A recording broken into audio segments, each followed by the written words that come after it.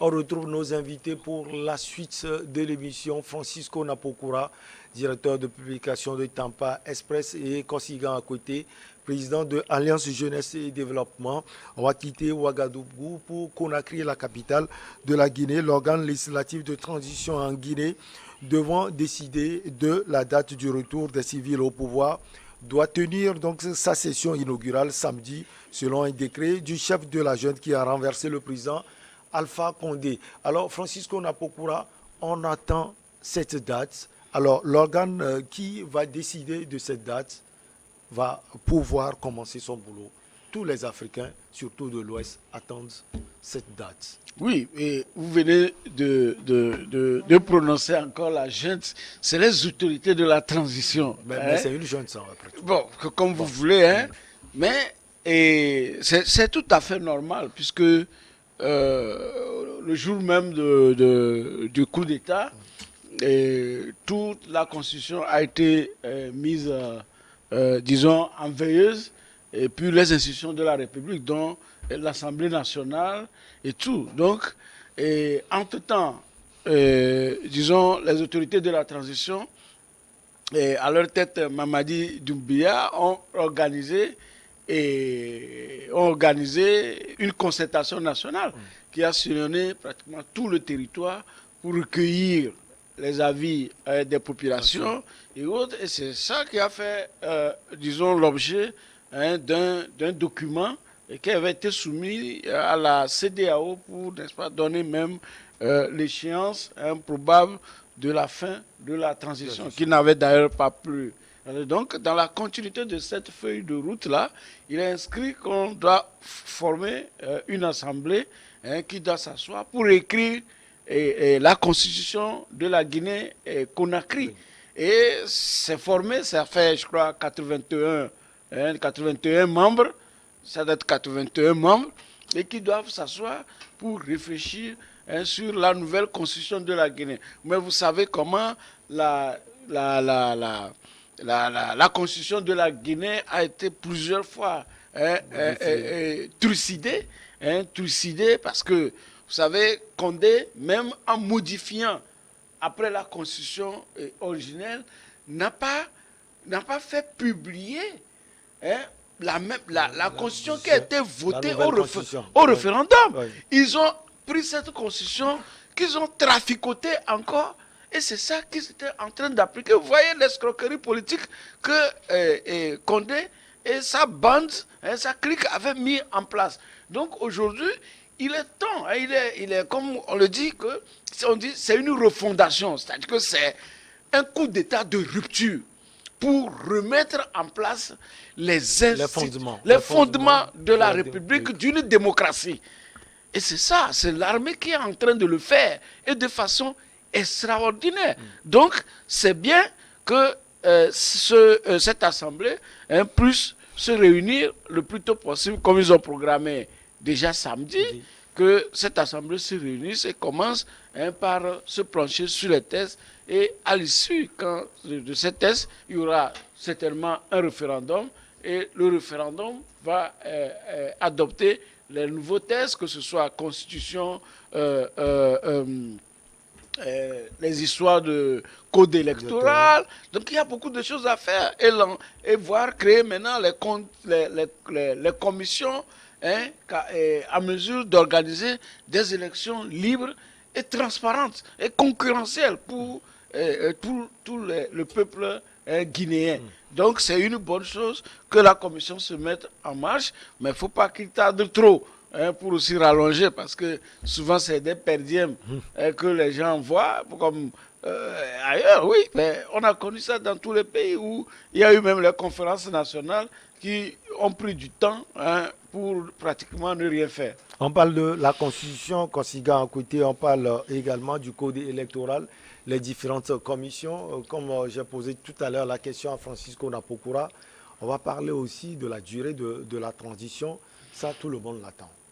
Oui, la durée de cette transition n'est pas à comparer avec la durée de la transition du Mali ni du Burkina Faso, d'autant plus que les problèmes de fond divers d'un pays à un autre. Puisque eux, ils ont parlé de 5 ans parce que c'est la sécurité. Ils mettent devant l'aspect sécuritaire. Voilà. Donc ici, tout le monde sait à peu près le temps qui sera dévolu pour... 2 ans? Non. Un an et demi? Non, j'ai dit le temps qu'il faut pour réécrire une nouvelle constitution. Tout le monde peut avoir une idée claire dessus. Et ce n'est que le grand problème de la Guinée-Conakry se situe au niveau de sa constitution, de sa loi électorale. Quand une fois ce serait écrit, je crois qu'ils peuvent aller à une élection. Maintenant, il y a un autre problème. Voilà, il y a un autre problème que décrit déjà des acteurs politiques. Ils se disent qu'ils sont peu représentés au sein de cette commission. Mais moi, je vois que c'est une manière de donner plus l'occasion au peuple, aux sachants, de pouvoir amener leur touche à l'écriture de cette nouvelle constitution, à la rédaction de cette nouvelle constitution. Parce que vous savez, durant longtemps, la Guinée-Conakry a été gérée par des politiques qui n'ont pas su apporter les solutions idoines aux populations. Donc pour cette fois-ci, il va falloir que la société civile, les sachants, puissent apporter leur touche à la constitution, ne serait-ce que pour permettre un vrai décollage économique et social, politique, sur tous les aspects qui, jadis, ne marchaient pas en Guinée. La Guinée, c'est comme la RDC. Ils ont beaucoup de minerais, mais quand vous rentrez en Guinée-Conakry, il n'y a pas d'infrastructure routière. Il y a beaucoup de choses qui leur manquent. Et au grand bonheur de ces expatriés qui viennent piller leur sous-sol. Donc il va falloir que le politique guinéen puisse se servir justement de ces minerais-là, de cette richesse du sous-sol pour développer la Guinée. Et cela ne peut être que mis en place par une nouvelle constitution. Maintenant, pour ce qui concerne le code électoral et tout, il va falloir que les sachants, les politiques, la société civile puissent tirer leçon de tout ce qui s'était passé depuis l'indépendance jusqu'à ce jour pour pouvoir corriger le tir et mettre en place un système électoral qui puisse alors permettre aux vrais élus du peuple de pouvoir accéder au pouvoir d'État, l'exercer et mettre en place aussi toutes les voies de censure devant amener devant être accordé au peuple pour censurer celui qui sera élu quand il ne va pas mettre l'intérêt supérieur de la nation dans la gestion de leur pays. Je crois que c'est de bonne guerre, ça ne va pas durer. Moi, je vois ça peut-être en 18 mois. Ils peuvent déjà écrire cette constitution et organiser des élections. Francisco Napokura, vous pensez que tous les Guinéens vont participer à cette session? Quand je dis tous les Guinéens, ce n'est pas toute la population, mais toutes les couches. C'est aussi important pour qu'après, d'autres problèmes ne ressurgissent. Oui, tout d'abord, vous avez parlé de la Guinée qui n'était pas en insécurité. C'était l'insécurité aussi. Hein.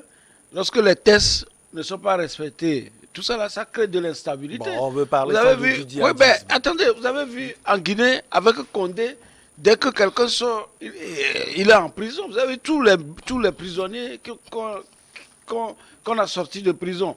Vous avez vu les juges, les magistrats, comment ils ont été instrumentalisés et autres. Donc tout ça, il faut remettre à plat. Il faut réorganiser l'appareil électoral. La crise de confiance est là. Et ce ne sont pas les politiciens obligatoirement qui vont aller s'asseoir dans les salles pour dire qu'ils sont en train d'écrire les tests. Parce que c'est là, comme on le dit, coup d'État ou renversement ou bien décès d'un président, 3 mois ou 2 mois pour réorganiser les institutions selon la fameuse feuille de route ou bien de la CEDEAO, mais ça n'apporte que de l'instabilité. Il faut asseoir les choses, réasseoir les bases, d'une vraie politique. Donc, que les hommes politiques disent qu'ils comment l'appelle-t-on, qui ne sont pas représentés, c'est leur mésentente qui a amené à un coup d'État. Donc, Et comme on le mais dit... Francisco, il le faut, parce que les hommes politiques, vous savez comment, il y a des partis qui sont influents, le parti de Senoun Dalan Diallo, il y a d'autres également, Sidia Touré et autres. Il faut donner la possibilité à tous les Guinéens de s'exprimer pour éviter des problèmes. Oui, ce qu'il faut savoir, c'est que l'homme politique en Afrique n'arrive pas encore à faire la part des choses pour dire que après moi, quelqu'un d'autre peut venir. Regardez, c'est Senoun Dalan Diallo. Depuis qu'il fait cette lutte-là, même quand l'âge le frappe. Pour le moment, il a les forces. Hein. Oui, mais il a commencé tôt. Hein. Oui, il a les forces. Mais il est encore le seul à la tête de son parti. Ça veut dire que sans lui, il n'y a personne. Donc, ça veut dire que c'est leur intérêt, c'est leur ego personnel. C'est ça qui transporte au lieu des discussions. Donc, je dis...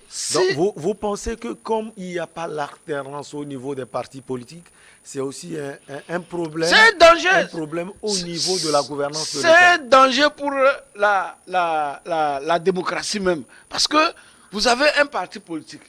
Il n'y a que le président fondateur qui... Même quand il est grabataire, c'est lui. Non, ce n'est pas normal.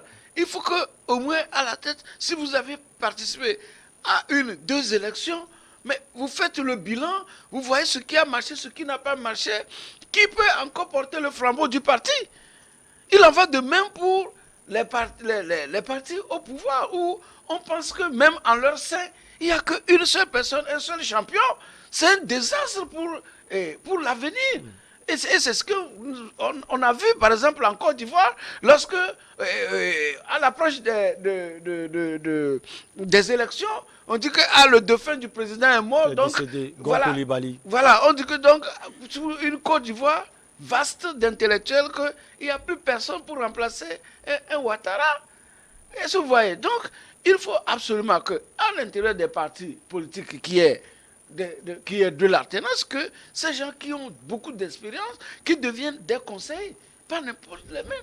Vous voyez, vous prenez Senoun Dalan Diallo, vous prenez encore, bon, je ne connais pas tellement les Touré. Voilà, ils sont là depuis. Et aujourd'hui, on est en train d'avoir une mutation de classe. Et regardez les jeunes qui ont fait le coup d'État. Ce sont les enfants d'Alpha Condé et de Dalan Diallo. Mais ils vont encore aller se tenir où? Pourquoi? Ils n'ont qu'à laisser un changement. Ils n'ont qu'à laisser un changement dans leur parti. Les jeunes militaires, un changement dans leur parti. Et que les intellectuels, les jeunes qu'ils ont produits, que ce soit leurs enfants ou les enfants d'autres, qu'ils montrent également, qu'on sente que la classe politique est en train de faire une rénovation. Prenez par exemple Alpha Condé, qui se trouve devant un Macron qui peut être son premier fils et son petit-fils. Non, excusez-moi. Non, le temps a passé. Le temps a passé. Oui, il en va de même pour nos opposants qui ont pris leur parti politique comme, comme leur bien personnel. Allez, on marque la petite pause. On revient pour la suite.